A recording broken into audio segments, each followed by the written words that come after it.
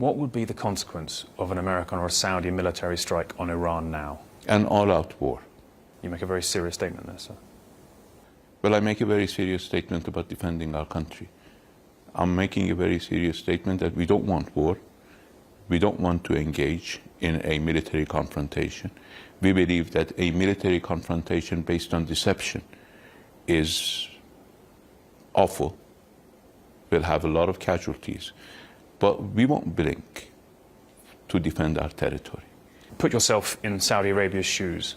If there was an attack on Iranian sovereign territory with cruise missiles launched from Saudi Arabia, what would Iran's response be? Well, they're making that up. Why do they want to make that up, that it was from Iranian territory? The Yemenis have announced responsibility for that. They have provided information about that. They have answered all the Saudi disinformation campaign about the fact that they launched this attack against Saudi Arabia in self-defense. Now, they want to pin the blame on Iran in order to achieve something, and that is why I'm saying this is agitation for war, because it's based on lies, it's based on deception. But you lie and deceive when it serves your interest. It doesn't even serve their interest. There is a weakness, though, to Iran's denial about involvement in all of this, and that is really the Houthi Yemeni rebels who you say, and who say themselves, were behind this. This is a ragtag group of rebels who've been under siege for years. They struggle to get medicines, they struggle to get food. That indeed is part of your case why the war must stop. How is the world expected to believe that they were able to magic up drones and cruise missiles of this technology that flew across hundreds of miles of Saudi Arabia through tens of billions of dollars of air defences without any external assistance and took out 19 targets? That's a big ask people to believe. Well, you see, if you want to make your calculations based on this, Saudi Arabia should have been able to win this war against this group of besieged people exactly when they thought they would, 4 weeks after they started the war. But it's 4.5 years. They have not been able to bring the Yemenis to their knees. But that is a different argument to resisting an invading army on the ground, is different to getting technology out of nowhere, it seems, and managing to evade state-of-the-art, tens of billions of dollars, American-assisted air defences. That's a different argument. Well, I mean, then you should go and find the problem with the state-of-the-art American air defense, not with the Houthis. I mean, you believe that the United States is omnipotent and the United States military equipment are flawless, and that is why a bunch of people with no access to anything cannot defeat that. Well, I can tell you, I mean, it's going to be news for you, and it's going to continue to be news for you, that people can do a lot of things when they are desperate, when they see their kids killed, when they see their kids maimed, when they see their wives bombarded, their houses, their hospitals, their schools destroyed. That gives you a lot of creativity, a lot of tenacity to go and search for yourself. This is exactly how we did it. How do you think we built all of this? Huh? How do you think we built the missile system that brought down a US drone?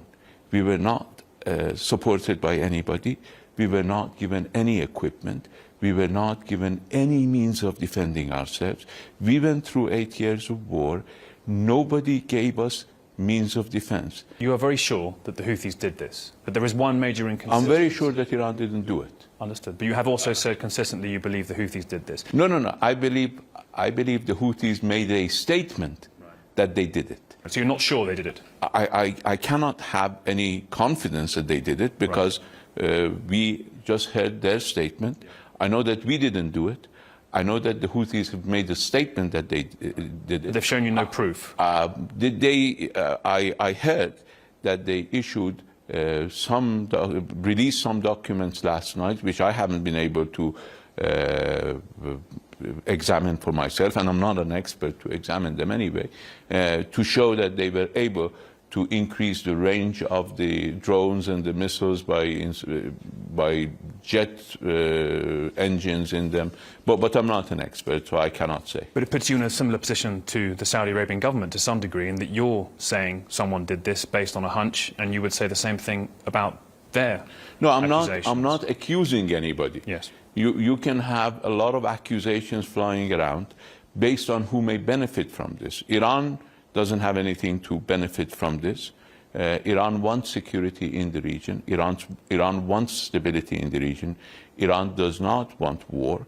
Iran wants an end to all wars. Would you call on the Houthis to release evidence that they did do this, to clear this misunderstanding? Well, I think they did release the evidence, but it's not up to us to ask the Houthis. I think the Houthis know what they did, and they know what they need to do. They released some evidence last night, and I think it is important for the Saudi government to understand what they're trying to achieve. Do they want to fight Iran until the last American soldier? Is that their aim? Because if that is the aim, they can be assured that this won't be the case. Why? Because Iran will defend itself. Does the Saudi government want to fight Iran to the last American soldier? You hear those words echo. In next hour, he will talk about the incredibly slim circumstances you might imagine where we might actually see the US and Iran back at the negotiation table. A big ask, Alison. You know, in all of our lives, we have our public spaces, like our town squares, and we have our private spaces, like our living rooms. And in our digital lives, we also need both public and private spaces. So that's why I believe that the future is private. This is the next chapter for our services. I know that we don't exactly have the strongest reputation on privacy right now, to put it lightly. But I'm committed to doing this well. And we plan to do this in the way that we've developed WhatsApp. Right? Start with the most important and private use case, messaging. So we believe that a privacy-focused messaging platform has to be encrypted. So we actually launched Secret Conversations a couple of years ago. So you can already have encrypted and ephemeral conversations if you want, but now we're working towards making end-to-end encryption and reduced permanence the default across all conversations. When I decided that we were going to move our private communication services to be end-to-end encrypted, I also decided at the same time that we were going to take at least a year to consult with experts and law enforcement and governments around the world about how to build the right safety systems in an encrypted environment. Overall, this isn't just about a few new features, right? This is a big change in how we're building these products and how we run our company. It's not going to happen overnight, and to be clear, we don't have all the answers for how this is going to work yet.